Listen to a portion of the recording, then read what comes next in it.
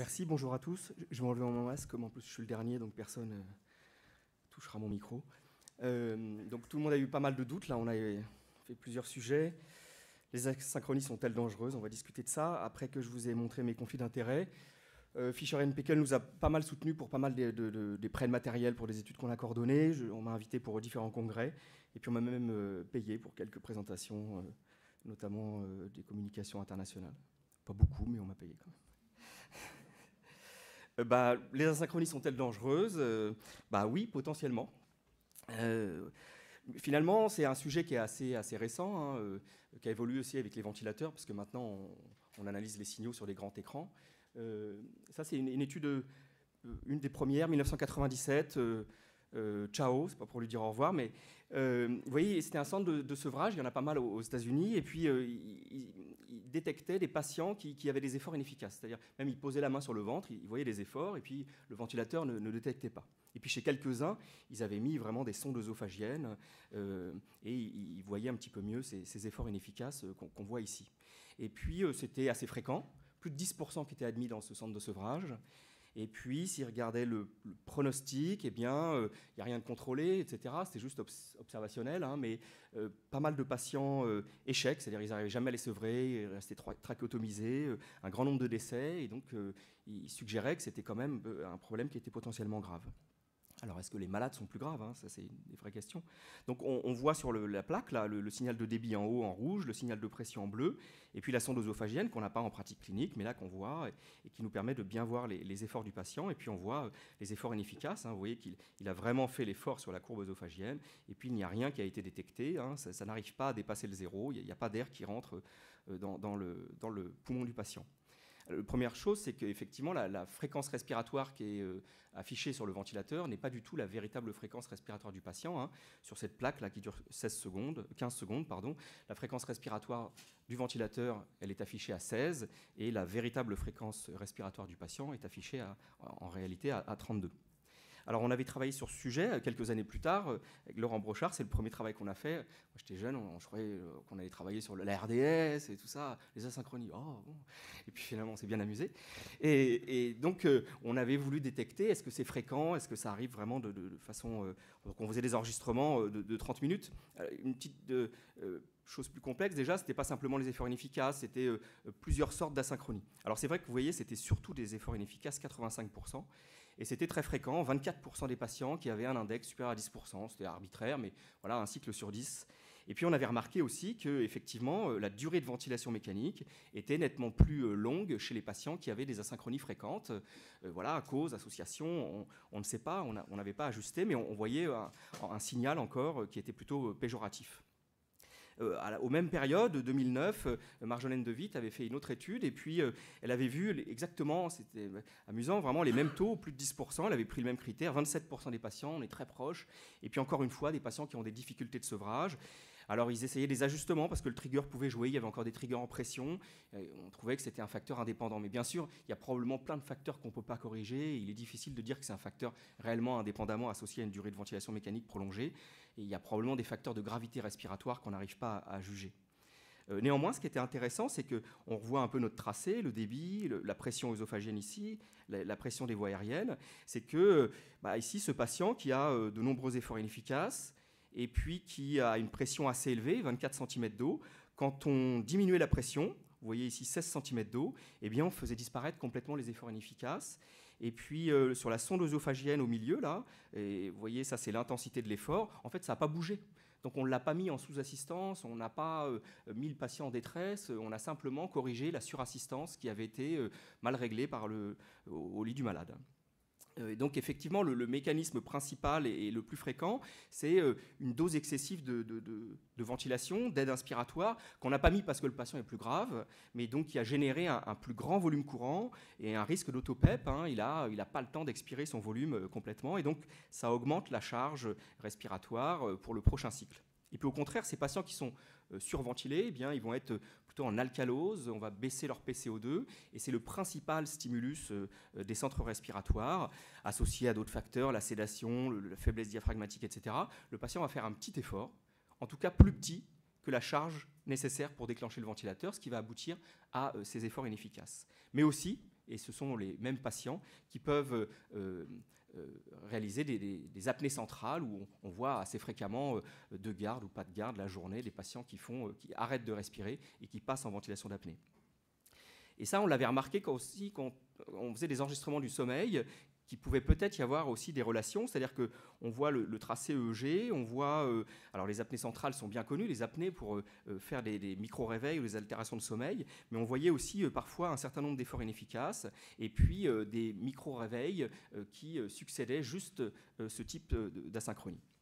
Et une étude assez intéressante, alors c'est quelques patients, ça n'a rien à voir avec la réanimation là, ce sont des patients neuromusculaires, des myopathes, mais c'était intéressant dans cette époque-là, une quinzaine d'années où il y avait quelques études sommeil là-dessus, ils avaient trouvé que ces patients-là présentaient fréquemment des efforts inefficaces et que c'était directement corrélé avec la qualité de sommeil, c'est-à-dire plus ils avaient d'efforts inefficaces et moins ils avaient de sommeil paradoxal, de REM, une phase très importante du sommeil, et puis ils amélioraient la qualité de sommeil en diminuant les efforts inefficaces, en mieux réglant le ventilateur. Alors vous voyez, c'est amusant, par exemple, chez les neuromusculaires, surtout en baissant la PEP, ils avaient ajusté le niveau d'aide selon l'effort inspiratoire, plutôt baisser la PEP parce que les neuromusculaires, hein, la PEP c'est une résistance expiratoire, ça les empêche d'expirer, c'est vraiment pas un bon réglage.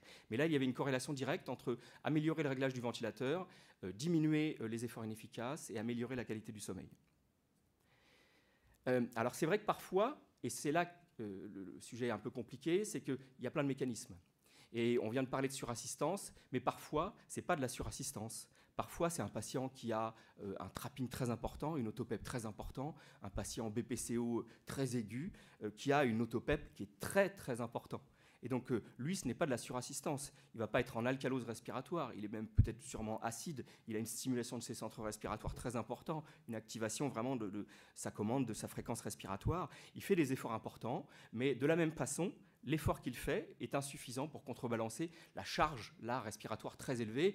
Et probablement que chez ce patient, le traitement, c'est, s'il est intubé, peut-être de le rendormir, les bronchodilatateurs, autrement. L'objectif est de diminuer son autopep.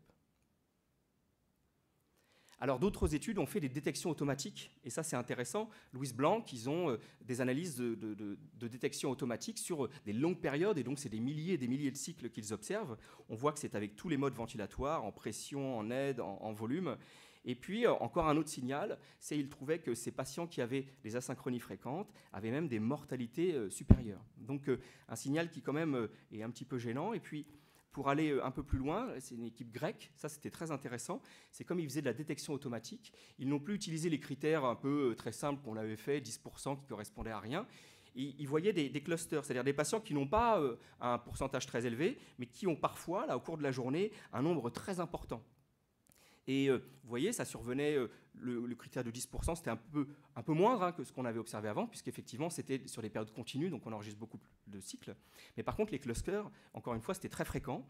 Et en essayant d'ajuster, on retrouvait encore des durées de sevrage plus longues. En essayant d'ajuster, eh bien, on trouvait que surtout les patients qui avaient les clusters avaient des durées de sevrage, des mortalités plus importantes. Donc encore une fois, on essaye d'ajuster, on essaye de se rapprocher. Je ne sais pas si on arrive à corriger tous les facteurs, mais encore un signal plutôt péjoratif.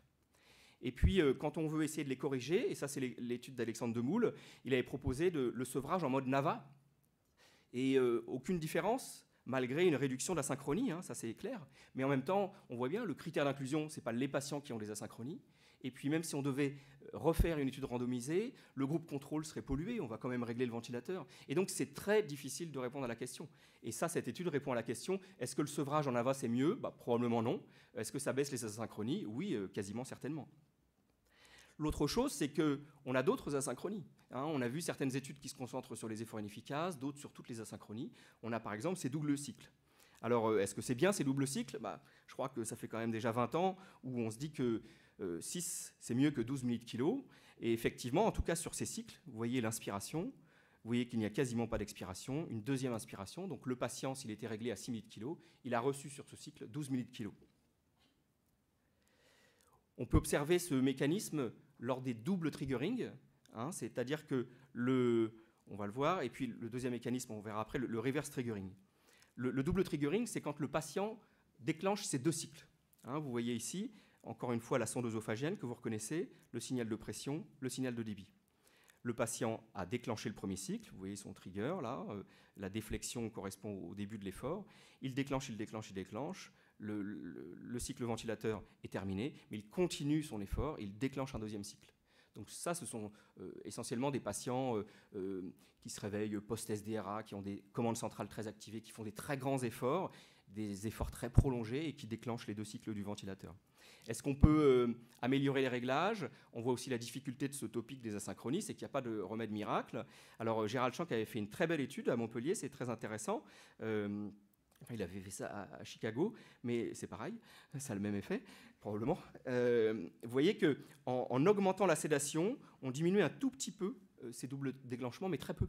Les patients ont une telle commande centrale, la sédation, c'est illusoire de vouloir inhiber la commande centrale de ces patients en augmentant la sédation. Par contre, ce qui marchait bien, et vous le voyez ici, c'était beaucoup plus efficace, c'était le passage en aide inspiratoire. Pourquoi? Parce que le patient continue son effort, et bien l'insufflation se prolonge en aide inspiratoire. Et donc on va éviter ces doubles déclenchements. Cependant, la conséquence, on le voit bien, c'est automatiquement une augmentation du volume courant. Donc je ne vous fais pas l'affront de savoir ce qui est bien ou pas, c'est à vous de savoir au lit du malade, est-ce qu'on peut tolérer de telles augmentations du volume courant? Est-ce qu'elle est importante, pas importante, modérée? Est-ce qu'elle est tolérable? Est-ce qu'on veut continuer à avancer dans le sevrage? Et là, malheureusement, on n'a pas une réponse oui-non, et je ne peux pas vous la donner malheureusement. Et puis l'autre asynchronie qu'on peut observer, ce sont les reverse triggering. Et là, c'est un mécanisme complètement différent.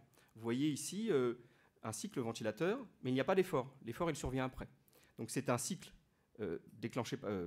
contrôlé par le ventilateur. Et puis, comme si ça réveillait le patient, vous voyez, lui fait son effort et déclenche un deuxième cycle. Alors on peut les détecter, vous voyez là, un double cycle. Donc si on a, cette fois-ci c'est l'EMG, ce n'est pas le signal de pression œsophagienne. Mais c'est intéressant, on voit bien que la flèche rouge, c'est le cycle contrôlé du ventilateur.